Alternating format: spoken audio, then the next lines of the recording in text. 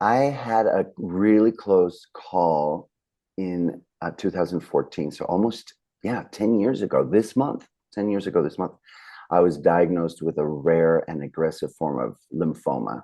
And I had about a 10% chance of survival. When I realized that I was surviving, I really thought, okay, what am I going to do with one more chance at life?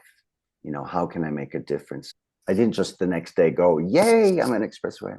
It took me years and it took me cancer to Mm. finally kick my butt back into the path of fully expressing who I came here to be. And I have found so much power and joy and fulfillment in doing that.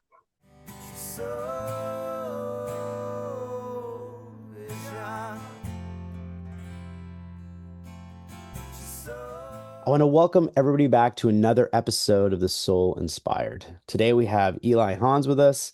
I'm really excited to talk to him. This is going to be a little bit of a different episode. We get to talk to somebody who's kind of in the artistic musical side of things. He's doing a show called Out of the Blue. It's a mostly one-person musical, and it's around, I believe, his life journey. We'll dig in a little bit about that, but he has had three close calls in life and death, and we're gonna just speak a little bit about that. But thank you so much, Eli, for coming on the show today. I really Oh, I appreciate love it. being here with you. Thanks for having me.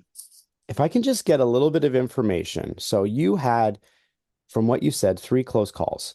So this would happen before you put this musical together, I'm assuming. Yes. So if we can think of the first time you had a close call, just want to know a little bit about who you were a little bit before that happened. Were you just living a regular life? Was things just going normal Regular for you? life. Is Yeah, there were you such a just doing a thing as nine a to regular life? five? Like that's what I try to find out a little bit. I've never been a very regular life kind of a guy. I haven't had a 9 to 5 job since 1987. I've Okay. always created my own thing. What I call myself is a multi-passionate entrepreneur. So I have a lot of different passions, and I think that I'm on this planet to kind of learn how to fully express who I am in the world. And so I'm always investigating what the next thing is. And it's been a wonderful ride. This show, Out of the Blue, is something that I ended up writing during COVID, when everybody was sheltering at home. Right. So I had a really close call in 2014. So almost, yeah, 10 years ago this month, 10 years ago this month, I was diagnosed with a rare and aggressive form of lymphoma. And I had about a 10% chance of survival.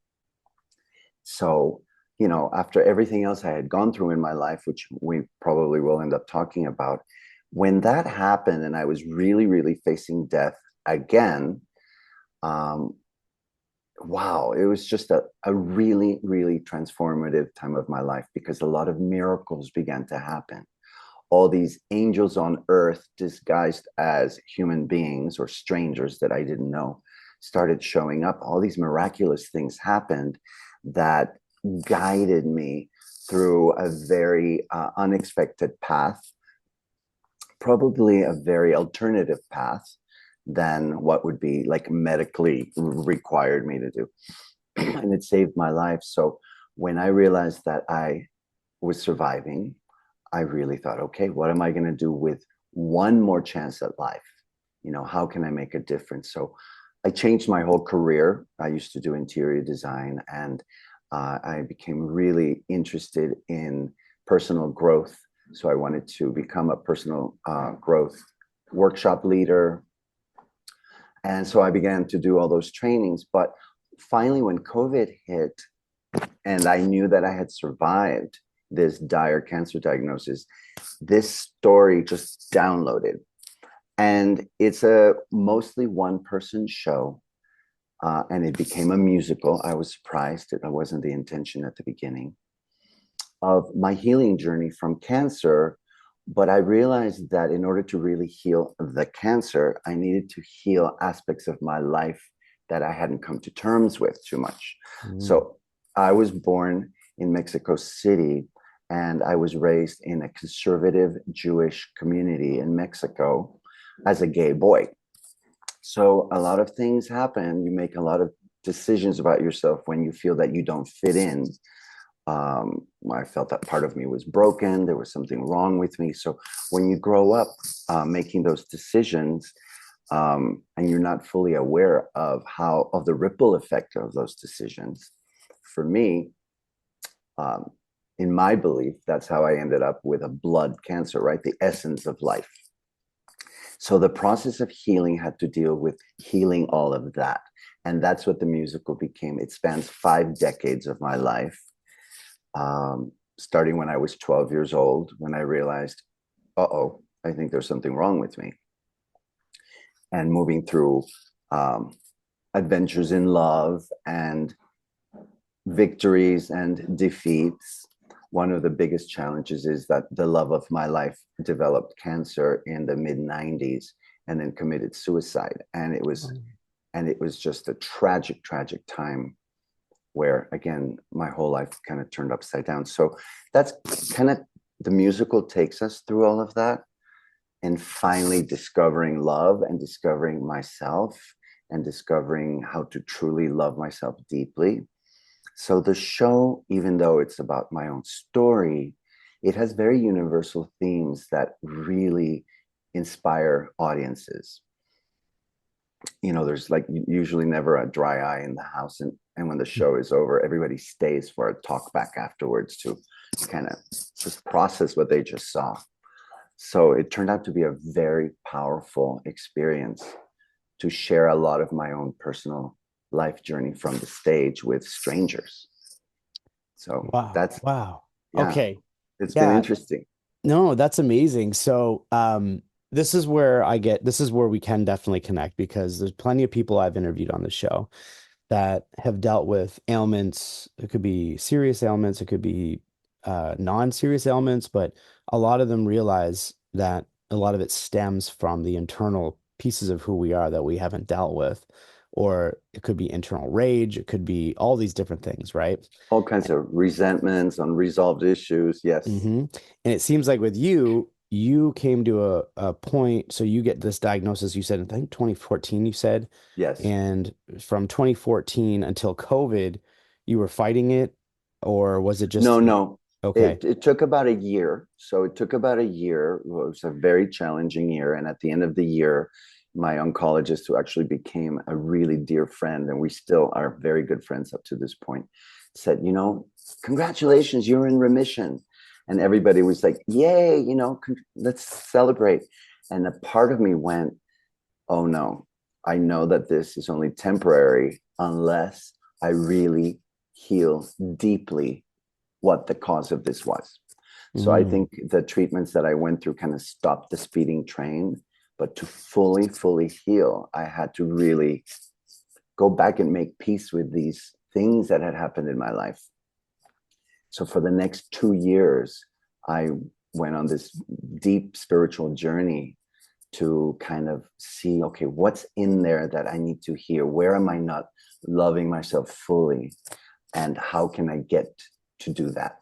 So it just became a miracle. It just became a constant set of miracles that happened. And that's why I felt like at one point, I have a theatrical background, and through the whole thing, I kept thinking, oh, this has to be a one-man show one day. I just didn't know it was going to be a musical. When I was writing it, all these songs started coming through, and then boom. But the important part was, and the big message in my show, which I think your audience will probably really appreciate, is really doing a deep dive into our intuitive guidance, really connecting deeply with our higher self, the universe, source, just that deep intuition that knows us better than anyone, who loves us and wants the best for us. And I realized that I wasn't living the big life I came here to live. I wasn't really doing what I came here to do. So getting in touch with all of that got me on my healing path. And it's created a beautiful life. And that's what ended up being my show. do you believe, I'm wondering if, did you feel that when you finally wrote the script to the show, that it was kind of like your memoir, that you are now on a different healing path? Like you now figured it all out and this is why it's coming to you? Or was it over time? Because what I'm curious about is if you had the treatment, you had this treatment, and like you said, it's kind of like a band-aid, like you healed it temporarily, but you knew that, okay, now that it's healed, we don't want this to come back. So what is it I need to deal with?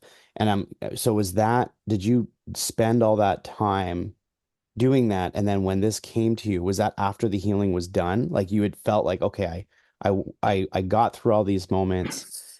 And now, because I know that there's more to this, you almost like, because I look at the same thing where when I write, the music comes to me, and I Hmm. sometimes I write it down. I go, I don't even know where this came from, and I Yes. feel like that's the same type of thing that went through with you. And I'm wondering if that didn't have, if that couldn't occur until after you actually went through the healing. Well, let me just say that I think that healing is never fully done. I think that that's why we're on the planet. We are here to not only heal ourselves, but I believe that we are here to help heal the planet when we fall into alignment with what we came here to do. Right. So, I mean, my life continues to heal all the time, but now I am committed to doing whatever I can do to have some ripple effects to go out and heal whatever I can heal. Yeah. But yes, I felt that I couldn't write the show until I felt that I was on the other side of it. You know, in the cancer world, when you hit the 5 year mark and you're clear, that tends to be a big marker, like I'm done, I'm healed. But I've known a lot of people who went past the 5 year mark and then cancer came back. I mean, it has that tendency, and I'm praying that that's not going to happen in my life. I don't believe that it will. But when I felt really solid and I felt like, okay, cancer kicked my butt to put me back on the track I was supposed to be on, I didn't realize before that I had veered off the path because I didn't really know what the path was. Hmm. So, I mean, I had a nice life and things were going well, but it's very different now than it was 10 years ago. So, though I don't wish this upon anyone, I mean, cancer actually came into my life to get me back on the track I was supposed to be on. Wow. And and then the show came when I was in a very solid place. And remember, a couple of years ago, when we were all sheltering at home, we didn't know what was going to happen to the planet, right? We didn't know if we were going to live or not. So I felt like that was the perfect time for me to birth this thing. It was Hmm. almost like it was a calling. I didn't have a choice. Like it just started coming. Yeah. And just like you said, when you write music, it comes and you don't know where it comes from. I think that's when we plugged into source and we just become vehicles for the messages that need to come through. There's so many different ways I could go with this because if you look at COVID and what COVID represented, just like you said, everybody was kind of inside. I know so many people, including myself, that when we were going through that, I think a lot of people were looking at their life and they were contemplating, wow, we're not all invincible. And where are we? Are we happy? Because if we're not, there was more changes that happened in those years for people than I can count. I know so many people that went through that. And it sounds like you were getting this feedback of I need to share my story. And that's what I'm getting from it. Because from an external, I'm looking at what happened to you, that you went through this moment in 2014, you got through it, and then you had to go through the internal. You had to like heal through it yourself and say, why did that even happen? Because when these things happen, it makes you step back. If you take everybody, I've just never been in the sense of, and this is I'm always trying to be careful of how I say this because I'm trying to be empathetic towards people, but I think illness and disease and sickness and all this, um, I think a lot of it can be prevented. I do believe that if we're fully engaged in who we are and we're understanding where things are coming from, because I grew up in the time, and I'm sure a lot of people feel this way, where we're told, no, that's hereditary and it's bound to happen to you, or this is gonna, you know what I mean? But it doesn't make much sense. I remember one time I heard an interview of a woman who's in her almost 110 years old, and they asked her what her secret of life was, and she said, Scotch every night.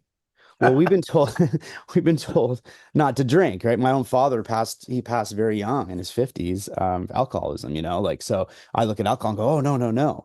But then I go, well, why didn't that happen to her? I'm not telling everyone to go buy some scotch and drink, but my point is that what was stress doing? Because stress is huge, Yeah. and what was going on in her life that was different. And so we're all the same, but we're all different. And I'm trying to figure out a way that we can get that message across to people that if we're not dealing with what we've gone through and we're just pushing it down, that there's going to be a wake up call. And so many of the people I talk to that have near death experiences, when they come back, that is their message to people is they come back and then all of a sudden they're miraculously healing. The doctors are always confused. They put miracle on the sheet.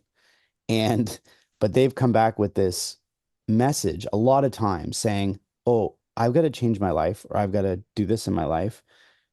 And it feels like without having a near death, you didn't really have an experience, but you kind of intuitively were feeling like you had to heal some wounds in order to fully heal. Yes.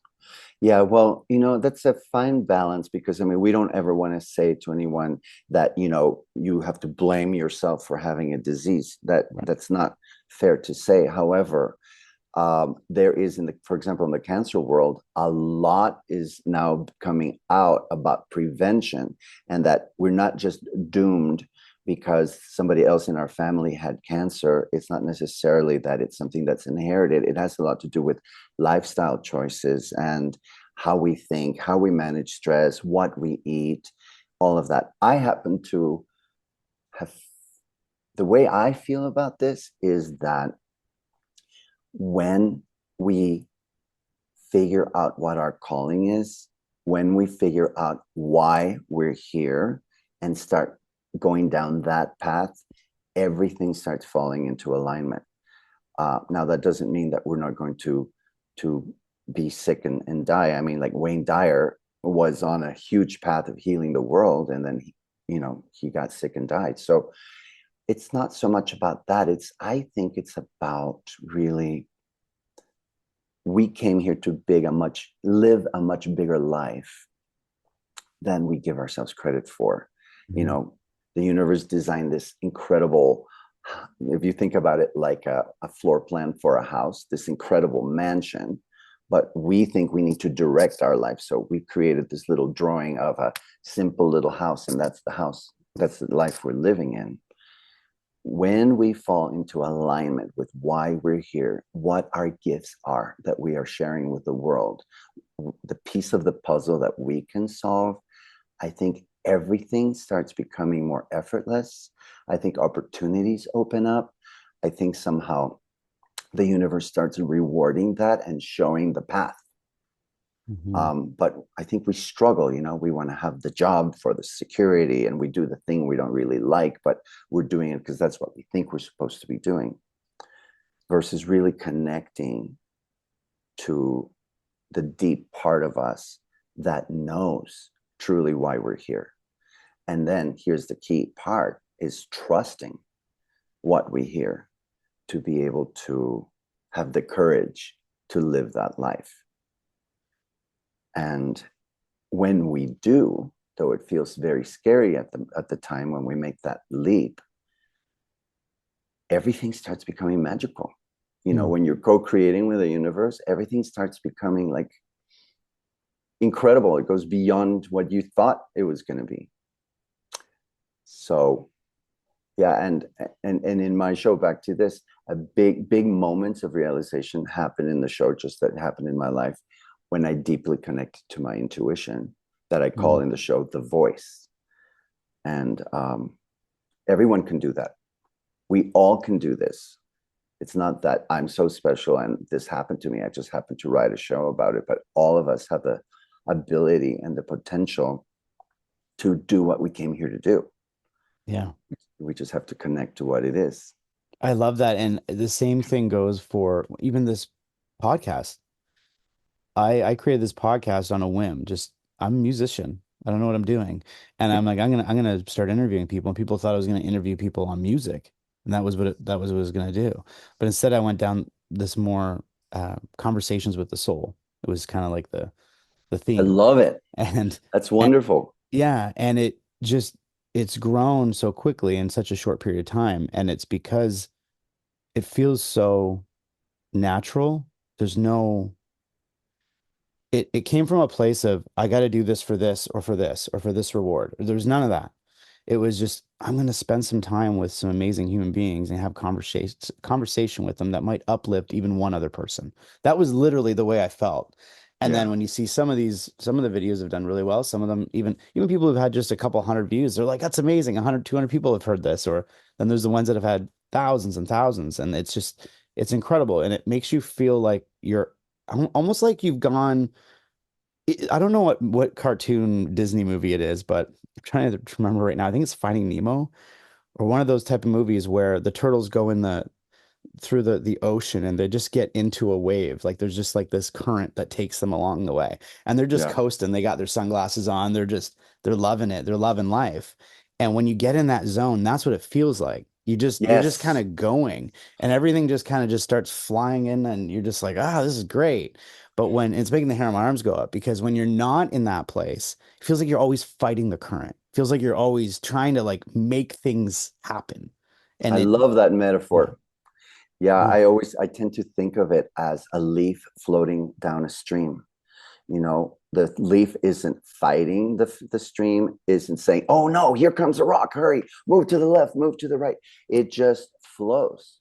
It flows with the stream. And when we're flowing with the stream in our life, things do become more effortless. Now, it doesn't mean we're not going to get stuck. That leaf could get stuck with a rock, but Right. eventually the stream kind of moves it over and it keeps flowing. And the thing is, what I've experienced is that when we are in that flow, things become more effortless and it becomes more joyful and it becomes, like just fully, mm, what's the word, fulfilling Mm. versus feeling that we have to make a decision about every single thing and we have to control the direction of our life. And yes, we're co-creating, but the experience of being in the flow is very miraculous.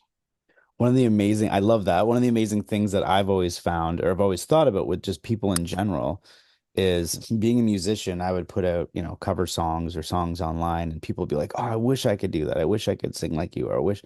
And sometimes I remember I would think to myself, but you don't need to. You don't need to sing like me. You don't need to play like me. Like, what do you have? Because everyone's Mm-hmm. got like something. And Yes. that's the effortless piece that you're talking about. Like if you're doing the thing that's just effortless to you, it it's like you may have something that no one down your neighborhood has and you're not doing it. So you need to find what that is. And that's, because like otherwise you don't have to be someone else. You just got to be you and you got to find your true But I think authentic piece. what I think happens is because it is effortless to us, we tend to diminish it or we tend to take it for granted that it's a gift or it's Oh, something we wow. can bring because it's just like, oh, well, that's just something I do. Yes. Yes, but that thing that you do so well that you love, that's what the world needs. So when we learn to value what that thing is and we take it out into the world and we see how it's helping the world in all kinds of different ways, and we start really loving that part of ourselves, that's when everything changes. You said earlier that you're kind of I forget how you worded it, because I'm an entrepreneur myself. I have multi things that I do as well. Multi-passionate. No, exactly. I can attest to that. I can feel that. I here's a question I have for you because I believe a lot of people fall into this category, and it could be even just the work they do or the things they're doing in life, where they may know what's authentic to them. They may know that thing that makes them feel effortless, that thing that brings them into the space, but they're also caught between that and the other person that they're trying to be.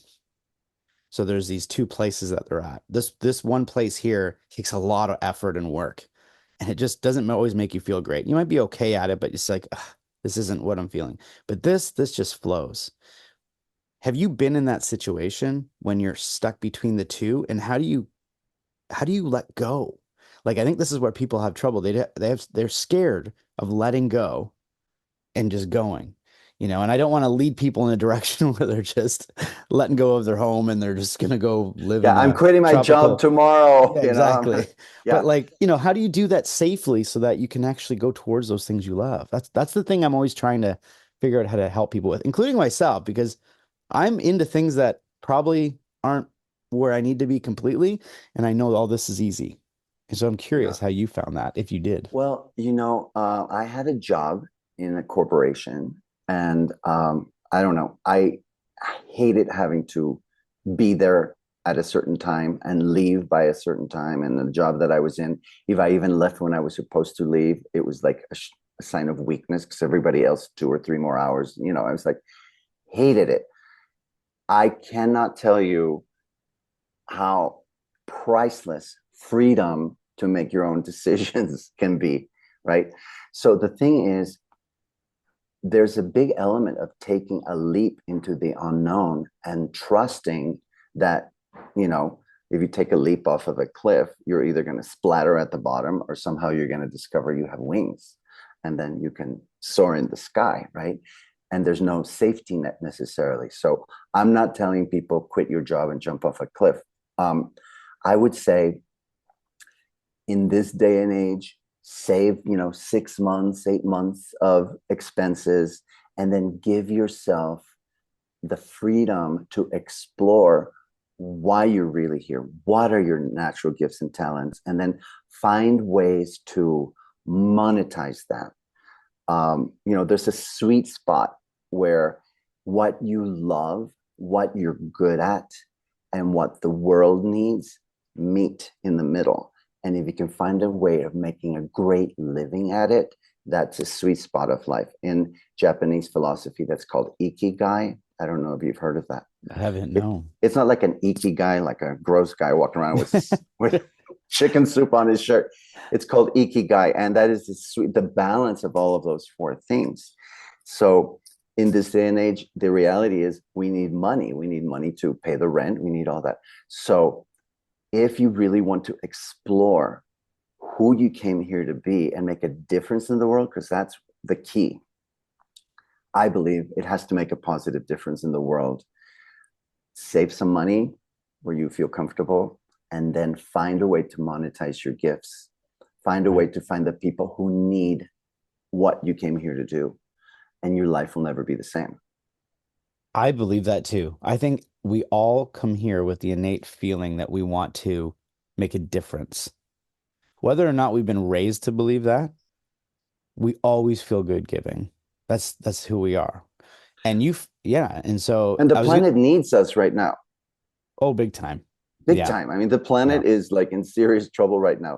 Yeah. This is the time, if you are listening to this, if you are on the planet right now, this is the time where you get to shine your light. This is the time where you're here to do what you came here to do. Mhm.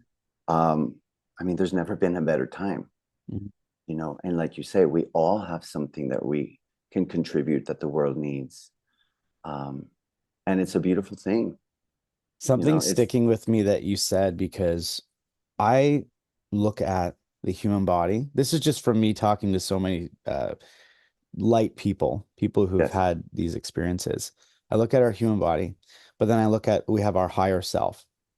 And our higher self knows what we're destined to be doing. Our higher self is aware of this destination of where we're leading. And if we come here and we go in a different direction, there's a unbalance. There's a disconnect. And that's what I'm feeling that you started to kind of come to terms with, that you needed to come in alignment with your higher self and find this self of who you were to get to where you are. And then when we start listening to our higher self, however way we want to call it, we can call it God, we can call it spirit, we can call it whatever. And that's not the point. The point is we all know this because we also know when we feel upset. If you're driving to work every day and you're dreading it, if you're going to the family that you just can't stand, I'm just going to be honest. We're born into families, but it doesn't always mean it's where we're supposed to be all the time. If exactly. you're feeling disconnected and unhappy and sad, and we're going in the wrong direction. So you somehow found this connection and you led down this journey of doing this musical thing. I want to touch on that for a moment. Did you grow up being this way? Like, were you in music in any kind of, were you an actor of any sorts? Like, or was this just all something just came together for you? Well, yes, I grew up in a musical family. So everybody, almost everyone in my family played something, piano, guitar, flute. My dad always had percussion instruments. So whenever guests came over to the house, he'd pull them all out. He'd sit at the piano. My sister would get the guitar. I'd get my flute, and then, like that. But I wasn't like a musician. I studied piano, so I knew how to play basic piano, some classical stuff. I had never, I'd written songs, but I had never composed, like done orchestrations with like strings and brass and, all those kinds of things. So with COVID, I taught myself GarageBand and I started playing around with, oh, I hear strings, let me put some strings in here and all that kind of stuff. Came ultimately when I created the show, I sent my demos to a music arranger who did a beautiful job of improving them. But, and acting wise, I've been acting since I was a little kid because I threw a lot of temper tantrums when I was little that were Nice. like Academy Award winning tantrums. I go slam the door in my bedroom. I thought, oh, I deserve an award for that one. But Nice. but I moved from Mexico to the States when I was 14, and I didn't belong anywhere. I was this tall, skinny Mexican Jewish kid in the States, and until I found the drama club, and when I found the drama club, and all those kids were so embracing and so great, I found like this is my home. So I started getting involved in theater, and oddly enough, right now I teach theater. I teach a program called Your Story, Your Legacy, Oh, wow. because I believe that everyone has a story worth telling. Hmm. All of us do. I'm not that special. You're not that special. We're all human beings, and if we're all on this planet, we all have some kind of a story of resilience. We've all overcome challenges. So this program that I teach is about discovering that story and then how to deliver it from the stage as a mini solo show. Because I found that it's the most powerful thing we can do to affect other people. We live in a world right now with social media. Everything is so fake, right? Everybody's Mhm. showing like the perfect face and the perfect this, and look what a fabulous life I have. Well, these stories are all raw. They're all authentic and they're all telling the truth. And when audiences hear that, it's like, oh, they're thirsty for that. Mhm. Audiences want to be moved. They want to feel true emotion. So when we share part of our story and how we got through some challenge and now we're on the other side of it, there's someone in the audience who can relate to that and can say, if you did it, I can do it. And that's part of that's part of the healing. So Wow. I accidentally discovered this whole thing. And so I help people create their one-person shows and honing their stories and getting to the truth they want to share with the world. If they have a message they want to give, it's a powerful way to do it. That's amazing. You could almost right away in my head, I saw, yeah, like they can create one man shows, but even people who want to do like a TED talk Yeah. do it in a different way, right? Like Yeah. you're basically showing and showcasing your story. And that's where we relate big time because, that's why I'm having people come on the show Yeah. and they don't They have can, to be actor. I mean, maybe someday I'll be talking to some famous actors and actresses and things like that, but that's not what this is about. This is everyone has a story. everyone And has a story. And not yeah. only, you don't have to like just tell the story at TEDx, honing your story. Let's say you're an author and you wrote a memoir or a novel. Instead of just doing an author presentation, right, just reading and some chapters, imagine bringing to life that book, like from the page to the stage, how that will affect your audience in a different way. Or Mhm. imagine being at a gathering with friends and all of a sudden, boom, you go into your story and people are like, oh my God, thank you for sharing it that way. It really touched me. Yeah. And you know what that does? It gives other people permission to open up and share their stories. Oh, absolutely. So in Out of the Blue, there's I talk about a lot of different things, but the most difficult part of that show was the moment where my former partner committed suicide and how that affected my life. It was a very difficult part of the show to perform. And there's a song that follows it. And when I wrote the song,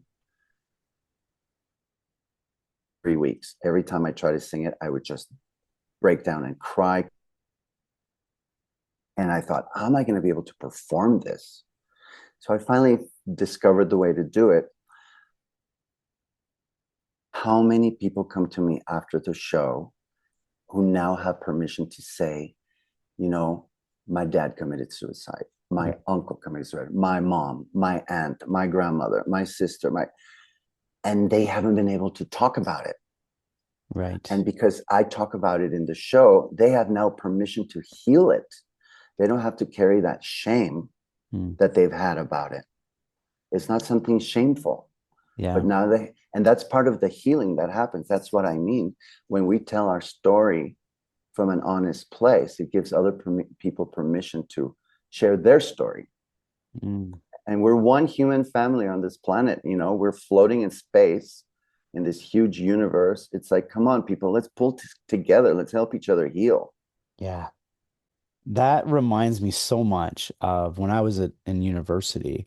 I was going to be a psychologist. That's what I wanted to be originally. And eventually I dropped out with very high marks because I just didn't think that was the You route. would be a great psychologist. But maybe someday. But I remember when I left, first of all, my professor was very upset because she wanted me to stay in it. But there was a moment when we were learning about anxiety. And at the time, I was maybe about 20 years old, 19, and my anxiety hit me around age 15 up till about 20, around that time frame. And we were just talking about symptoms of anxiety, and I put my hand up and I said, "Do you mind if I share my story about anxiety?" And the professor looked at me like, "Yeah, yeah." And she's like, "Come on up." So I went right in front of this big lecture hall and hundreds of kids, and I told them what I was going through and how I was dealing with this. Oh, that's And I have powerful. no idea why I did it. It was like an impulse, and I did it. And I remember immediately my human came back on immediately when I was done, and I felt completely ashamed and embarrassed. And I remember thinking, oh my God, what did I just do? Like, I don't even know these people. I knew like maybe two of the student friends with me, and thought, oh my God. And so I thought, okay, well, yeah, all right, thanks everybody. And I start walking out the door. Well, then everyone start coming over and grabbing onto me. Hey, like, wow, thank you so much for like, I'm going through this forever. Like, I'd be like, oh, it's all good. And I talk to the next person. There was a lineup of kids, again, hair on my arms going up, of them telling me their stories of what they dealt with. Yet I looked at all these kids like they had it all put together. I Oh, had that's no perfect. That's idea, you know. exactly what I'm So talking they're all about. wearing their nice cardigan, or they're all dressed to the T, and they all look like the university kids. Parents probably paid for all their tuition. I'm paying my own, and I'm thinking to myself, oh, they're fine.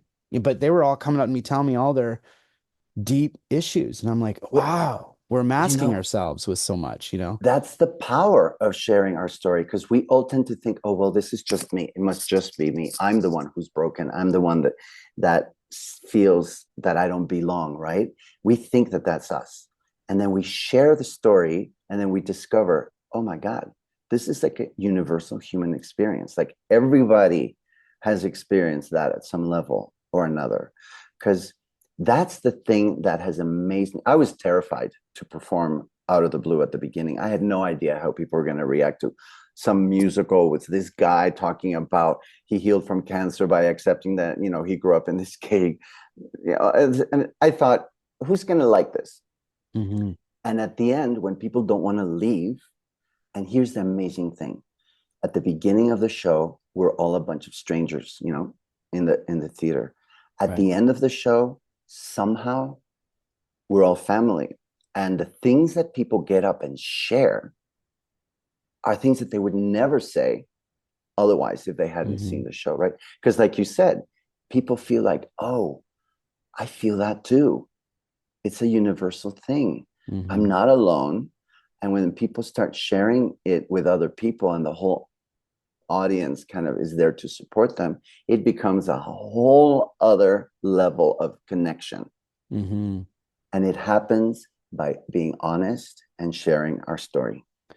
I love that. It's being raw, being real. And it Hmm. taught me a lesson at that age that I was judging these other kids based on how well put together they were. I thought, how many of them are really going to feel what I'm feeling? And it was one after another. And then the ones that didn't say anything to me were looking at me like, "Oh, I feel you." Like I know exactly, you could just Yeah. sense it.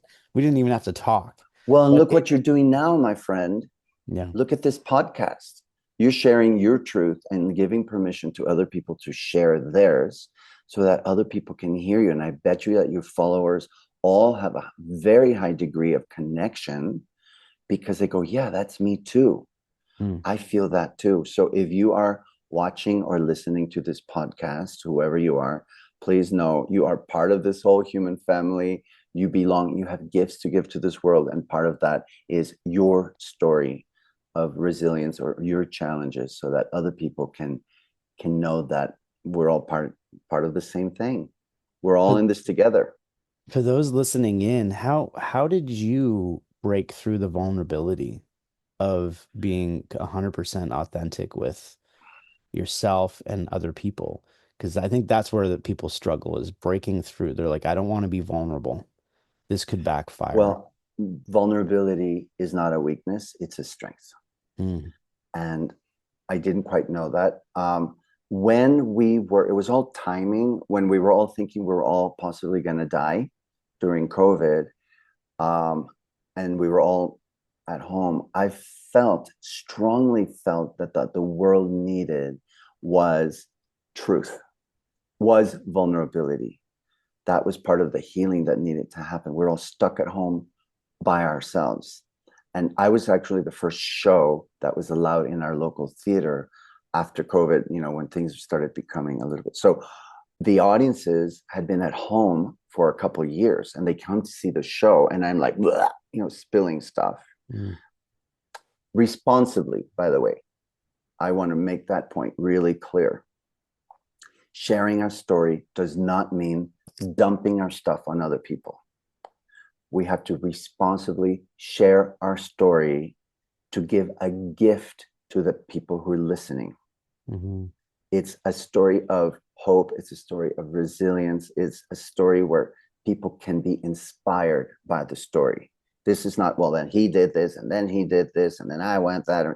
That's not what I'm talking about at all.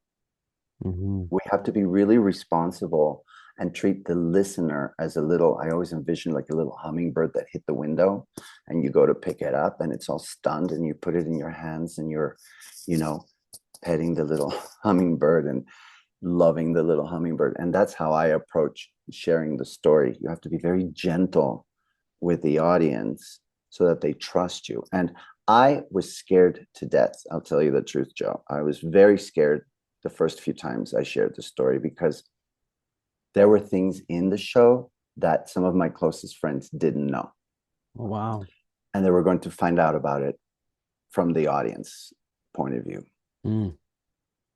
That's And and no, that's what I mean about the vulnerability. It was on at a high level. very high. And now Mhm. it's going to be shown to the world.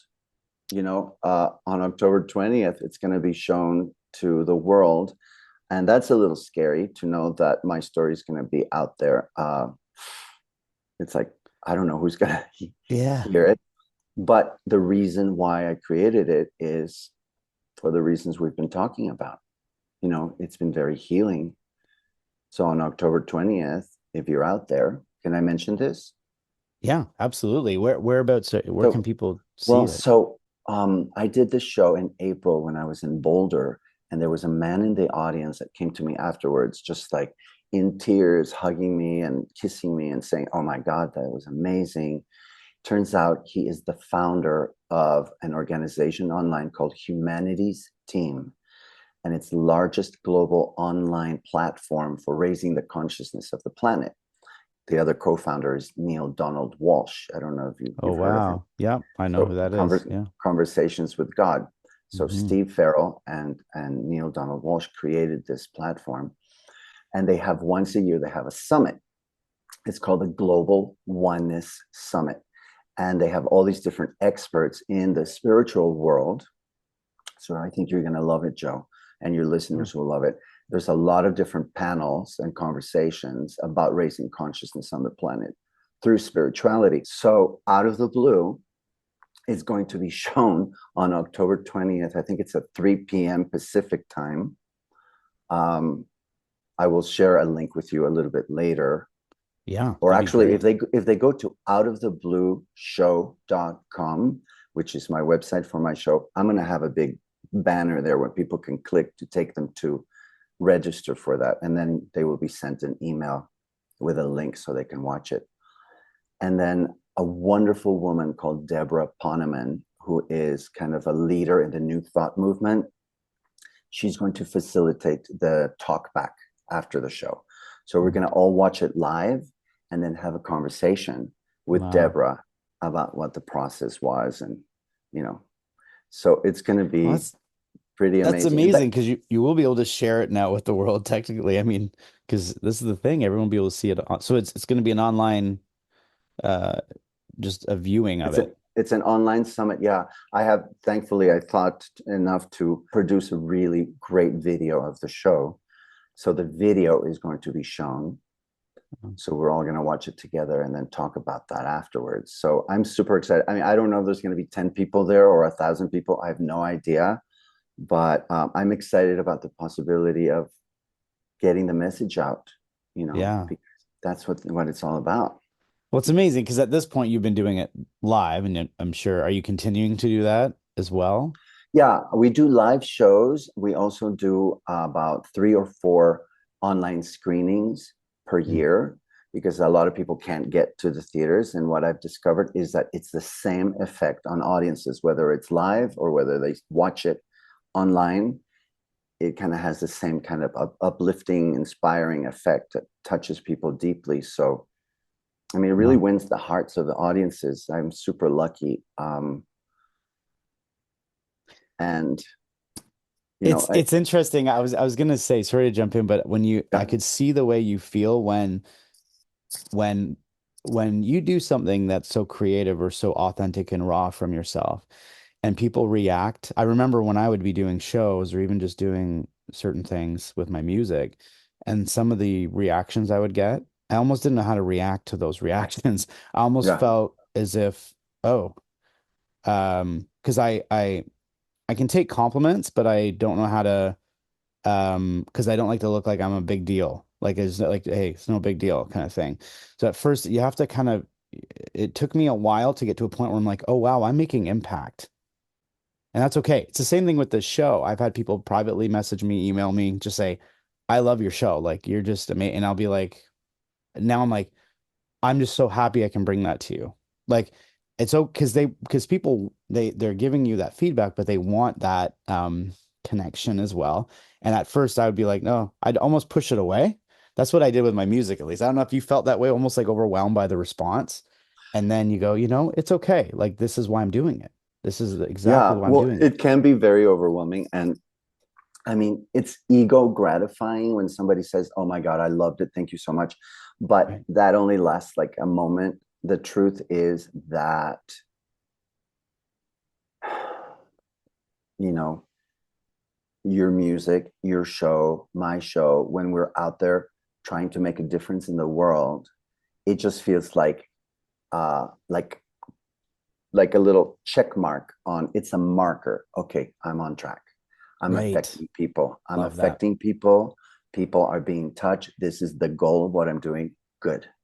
I mean, I've heard incredible stories of people who said, things like, no, I've been contemplating suicide and I saw your show and I changed my mind. Or, I've been depressed for 2 years and can't get out of the house. And for some reason I saw your show and it uplifted the depression and I just booked a trip to Europe. I mean, it's like big changes.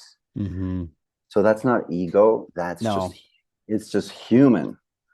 It's like, cool. Yeah. And I've had that exact same thing with my music. And at first it's a little overwhelming. I remember the one time when someone told me that it actually shook me up all night and I didn't know why. Almost like it felt, I think I understood the responsibility I had at that point, and it took a minute, but then it was like, it's okay because it feels right. So it's okay. It's a responsibility because the ripple effect you're creating is There's is nothing huge. more amazing, right? As a Right. human being, Yeah. there's nothing more amazing. Yes, it's nice to see, oh, how many likes I've gotten, or it's nice to see how many views something has gotten. But the most amazing part is, what effect am I having? What impact am I making in the world? And am I contributing to making the world a better place? And that's really what matters. And that's Mhm. that's what I'm talking about. I'm excited. You mentioned the Out of the Blue. I think you said outoftheblue.com, or is it out of the blue show.com? Outoftheblueshow.com. .com. And that's where people will be able to get information on the October 20th. Well, they can watch what the show is about. There's a trailer there, Mhm. but I'm going to put a banner actually today that links you directly to Humanity's team, where you can register for the Global Oneness Summit. And when you register, you'll be able to see everybody for free, including Out of the Blue. But Out of the Blue happens on Sunday, the 20th at 3 p.m. Pacific. Okay. So people do know how to get there. I wanted to ask you something about I'm not gonna go too deep into the show, but I have a question for you. Because you said there was moments when you had this voice, right? And all I wanted to know is I believe you mentioned you did always have kind of a spiritual connection. You always felt there was a spiritual connection to yourself. But when that started happening, I think of because you said Donald Walsh, he has that conversation with the God book and everything. When you had those moments coming through, did it enhance your belief of who we are and why we're here? Did it start to kind of give you more indication of like you're bigger than you thought you were? Or did you already feel that way? Did you already have a very large spiritual belief system before you even started listening to those Well, voices? I think, I don't know how you are, Joe, but I've had a connection since I was young, but then I lost it. And then there were moments when I regained it, and when I regain it, I feel grounded, whole, connected. Um, and there are times when, oops, I lost it again. Why? Because I got distracted, because I got worried, because it became all about, oh, I've got to make more money or whatever it was. And I lost it again. So I've always felt that I've had a deep spiritual connection to something beyond, right? But I had lost it for quite some time, and I hadn't been connecting, I hadn't been meditating, I hadn't been doing any of that until I was going through this experience again. Hmm. And then I realized, because my show starts with a cancer diagnosis, but then I go back to when I was 12, and I realized through my life all the moments where that connection rerouted my path. Mm, So every okay. time I say in the show, and out of the blue, and something happened, it's some kind of miracle that Yeah. kind of changed Yeah. my path. But it's kind of like, you're a creative person. I'm a creative person. But how many people have you met in your life that say, oh, I'm not creative? Well, you and I know that everyone can be creative. It's just Right. their belief about what creativity is. Right. I have the belief that everyone can connect to their higher self and their intuition. It's just a matter of learning, like discerning the voice of the monkey chatter and the voice of your higher self. They have a Right. different energy, they have a different feel. The monkey chatter is usually wah, wah, wah, wah, wah, wah, wah, wah, right? And it's Hmm. always about fear, and it's always about upsetting things, or what if this and what if that. But the voice of your intuition is very calming and very soothing, and it's usually quieter. Hmm.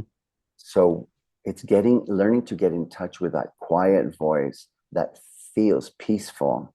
That's the voice to listen to, not the monkey chatter. That's just your brain. Right. I also find a lot of times too, for myself at least, this is what I'm discovering again. I'm opening up wide with all these people I'm talking to, and I've been kind of experimenting with it more because I'm like, what is this whole thing? Like what have I been listening to? And because there's always stuff going on, right? We always hear stuff in our heads. And so now I'm paying more attention, the awareness, paying attention to what's actually coming through. Because before I was just kind of on autopilot. I would just be taking in Most, what I was taking in yeah. and I would just, I'd be affected by it. So now I'm like, if it starts going kind of crazy, I go, wait, wait, wait. Okay. What am I hearing? And I go, oh yeah, no, that's not what I need. Like that's, and I can kind of Good almost for like, you. Yeah, I can almost now start to kind of move it away. But it's a hard thing to get to that point because we're so caught up and busy in our lives that we're not paying attention to that going on. So Well, I found, you said Mhm. something really crucial. Yeah, You said, what am I listening to? right, And that's brilliant because just because we're thinking it doesn't mean that's truth. That's just our brain, some part of our mind that's just doing the chatter.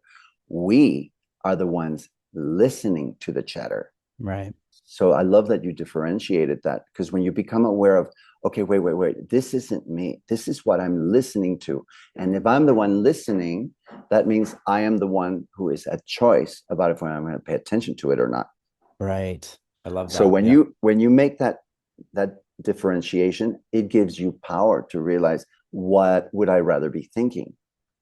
If this is Mhm. an unhelpful thought that's not doing anything but making me anxious and making me scared and making me depressed, I'm choosing what I call the antidote, which is another thought that neutralizes this one. And when you get into the habit of neutralizing the negative thoughts and creating thoughts that are productive, that are helpful to you in your life, everything changes. And that's what I noticed is once I started doing that, you mentioned the good stuff is that higher self stuff is quieter. I started noticing I would just get a one phrase feeling come through, just and it would just come through, not like annoying or fearful or anything. It would just be this. And I'd be like, okay. And so it's a different feeling. It feels different than the constant chatter. It's very, it to me, you said quiet and loving. I think I forget what you said, but mine feels more, it's very direct for me. I don't know why that is. It feels very direct and but quiet, I guess the word quiet I would use because it's just that. It's not filled with all this other stuff. It's just one thing and I go, "Oh, okay." Now I don't know if that's my you call them Claire's coming on. I don't know because I've been even my own girlfriend, I've been kind of freaking her out lately. I'll say things and she'll be like, I was just talking about that with my mother, or like, and I'll be like, oh, that's okay. So, and because I'm now no longer being distracted by all this, the things I'm saying are, they're, I don't know what it is. It's coming from a different area. I don't want to sound crazy here, but that's what's been going on. No, This has you're just not been crazy happening. at all. Yeah. You're connecting. You're connecting. And one of the ways that I found that slows down the chatter and helps you connect to the voice is a daily journal writing practice, Okay. because our thoughts can go like, I don't know how many miles per second. They're just like wow, wow, wow, wow. Right. When we slow down and write with our hand, not just with a computer, but with a pen on paper, it forces the thoughts to slow down. So, like, I have this writing practice where in the morning, you just write all the junk that's in your head and just write it. Eventually, this other voice takes over. And the voice is loving and kind and wise. And when you connect to that and it starts giving you pearls of wisdom, and it feels like you're saying, like, oh my gosh, that's the voice that you want to Mhm. be listening to. And so the writing practice helps you connect to that voice. That's great. So basically what you're saying, because I'm sure there are people who hear these episodes and think, okay, well, how do I get to that place? So journaling is a big one. I mean, a lot of people do talk about meditation, but I just had someone on recently that said, you gotta be careful with medication, meditation. Medication. Yeah, Be you could do careful with medication medication. too. Yeah. But because not everybody can really calm their mind and get into that meditative state, and it can get frustrating, and then it can lead to, oh, I'm not doing this anymore. And so you got to find your version of meditation. Mine's always been music. It could be walking in nature. It could be sitting under a Yes. tree, just something that just takes you to a different place. But then maybe the journaling piece, which is something I really wish I would get more in that habit of, especially being a writer. I think that's a really great way to do it. I've always just been doing it just by like I said, I'm just now being my awareness, but some people need something more, especially if you're trying to slow down the chatter. So journaling and writing it. And these thoughts, from what I've been told, sometimes when you're writing these journals that, you know, it can be pretty nasty. You can look at it after and go, that's okay. That's what was coming out, like that's just You can be writing anything. Just write it down. Yeah, Doesn't get need to it all stick out. with you, but It's get it almost out. like it's like a garbage can for your mind. It's like Hmm. emptying it out. I hardly ever read what I wrote. It's just, unless like I feel once I connect to that higher voice and something great comes and I put a little star next to it so I Yeah. can refer to it later. Especially if I'm trying to work through an issue or something. It's like, but it's just a process to slow down and to reconnect with ourselves. And that's just one of many different Hmm. things that people can do. But I love what you said, walking in nature, you know, playing with your dogs. I mean, there's a lot of Hmm. different ways to kind of reconnect. With everything you've gone through, have you found a newfound passion for life? I ask that because I find a lot of people I talk to when they've gone through changes or something traumatic or the near-death experiences or these things, one of the questions I ask, are you not afraid of death?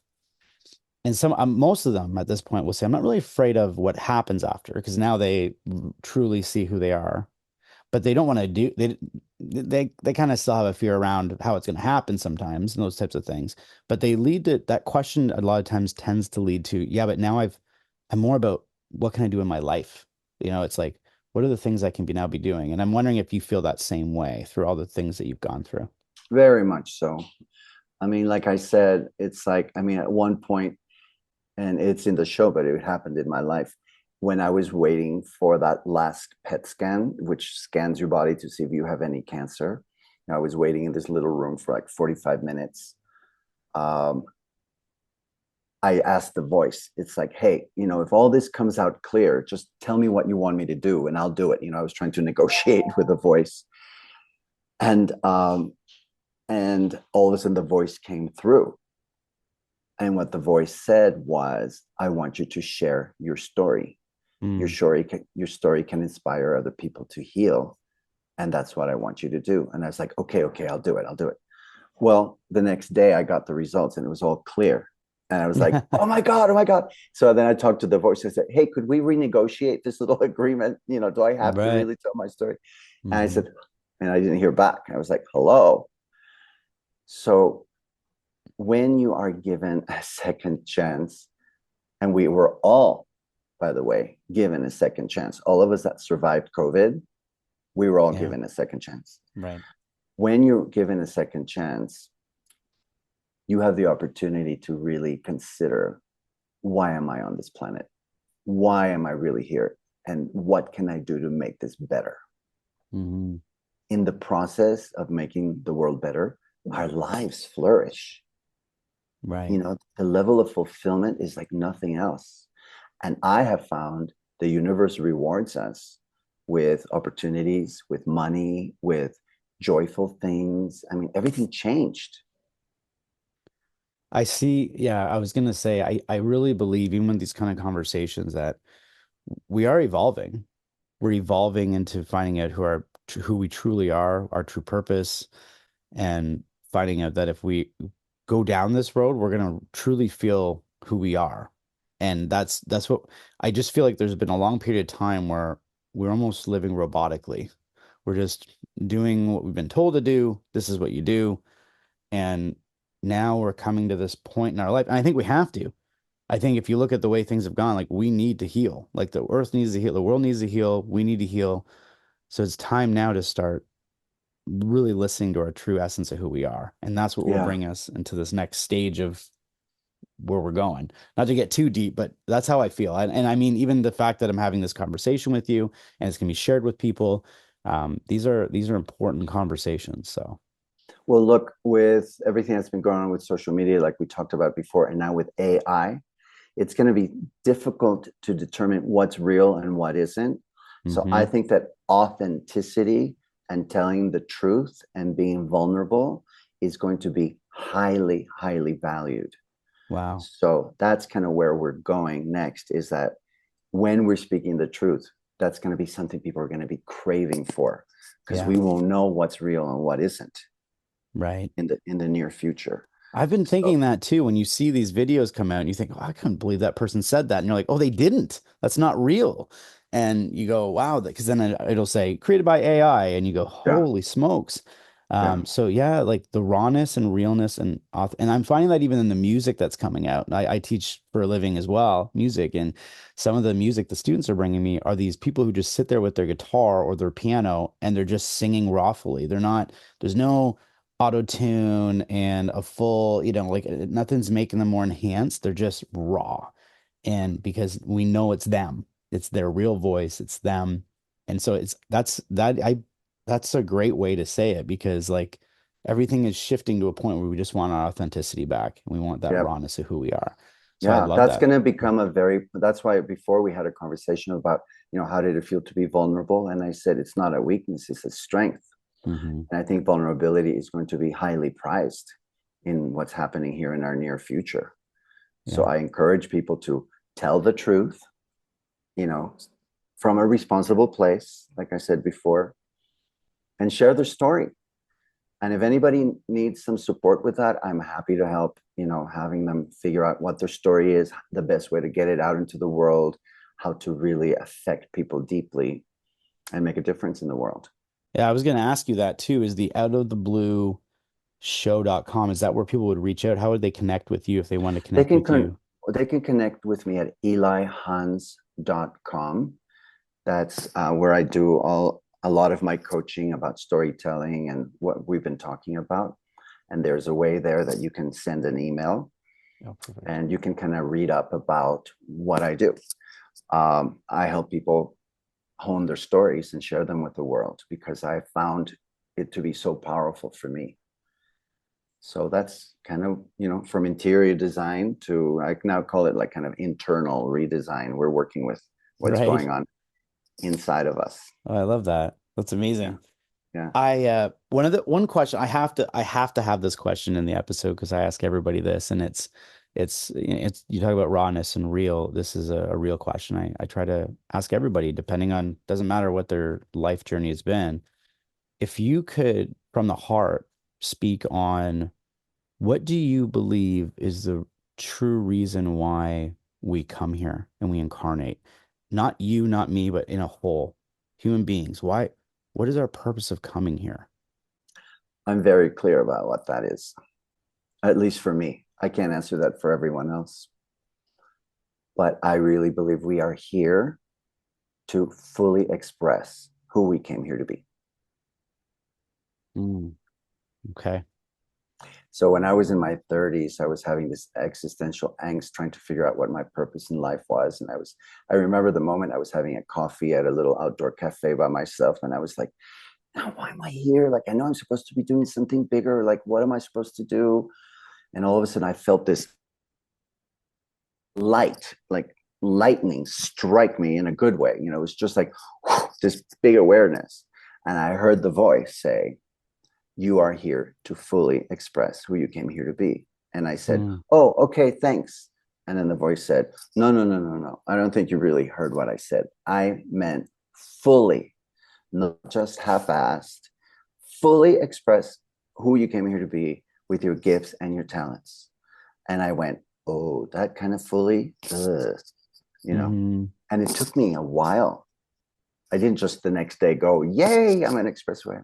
It took me years and it took me cancer to mm. finally kick my butt back into the path of fully expressing who I came here to be. And I have found so much power and joy and fulfillment in doing that. So that's why I can tell you that that's why I think we're here. I love the way you've said it. That's amazing. One of the things that comes to me right away, I always just have past thoughts that come to me from past shows or just even my own thoughts is that it's because I right away I say, well, why don't we do that? Why are some of us not doing that? And it's fear. It's fear Yeah. of judgment. It's fear of Mm-hmm. all these different things. And really, what I've always found really fascinating is I look at the physical. I look at the physical body, and everybody wants to be this beautiful, good looking, whatever it is we're trying to always do, this facade. You got filters on all your pictures, all these different things. And then what's really funny is no one's really judging us on those things. Like there are judgments that happen, but we're judging ourselves. We're not judging others for the most part. So I always look at people when they think they don't look good and they say, "Oh, I'm sorry, my hair looks bad." And I'll be like, I think your hair looks great." Like I'm like not even, it wasn't even a thought until it was brought up. And it really Yeah. shows you how much we're doing that internally. That's internal Oh fears. my God, we can be vicious. We are so vicious Yeah. to Yeah. eat to ourselves. Until now, until now, Hmm. we can make a different choice. Yeah. And realize that those thoughts aren't even going on. That's our own chatter. That's our own internal things going on. So this Yes. has been amazing. So on the 20th of October, 3 p.m., you said Pacific time. Yes. Pacific time. I'm not sure what that is Eastern. I'm not good with that. I've been It's trying to 3 hours later, so 6 p.m. Eastern. 6 p.m. Eastern. People can tune in. There'll be a link on the Out of show. outofthe There'll be a link Yes. there. And maybe if The you do sh have a link, I can put it in the show notes because I'm going to try to get this out before that October 20th time. Otherwise, people can get it on your website or on that website.